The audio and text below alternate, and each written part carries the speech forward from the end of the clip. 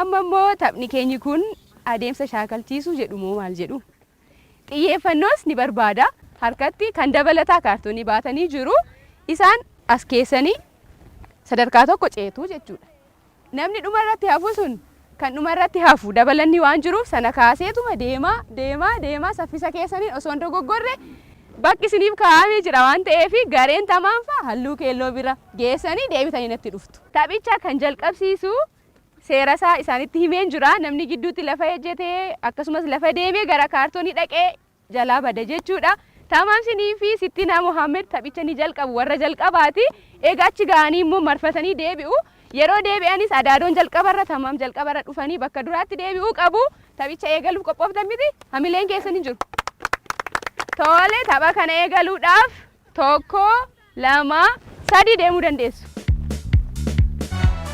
Sa'aatii nama dursee ga'eetu dursee deebi'a.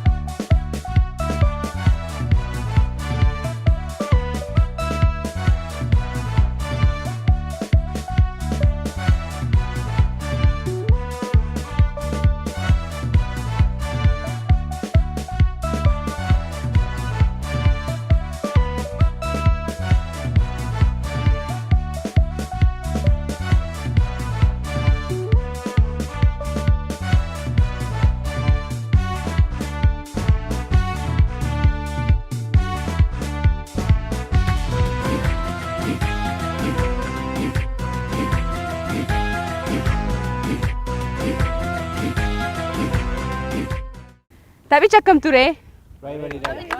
Garuu akka baay'ee gaarii ta'e miira keessan irraa hin argamu. Mee hamilee gareen lamaanuu injifachuudhaaf baay'ee dhama'aa turanii.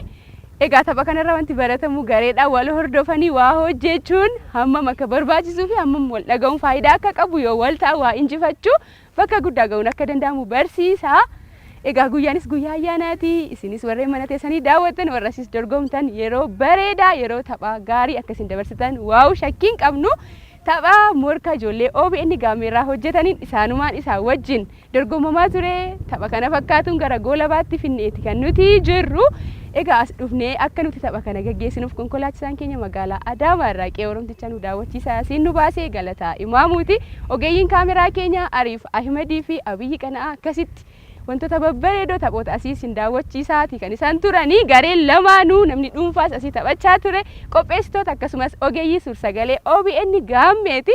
Nuyi baay'ee siin jaallanna. Sagantaa keenya kan dorgommii yookaan ammoo taphaa asirratti xumurree jira. Sagantaan kan biraa itti fufu hamileen hin jiru garuu. Nuyi xumurree jira. Qophiilee hafan daawwadhaa.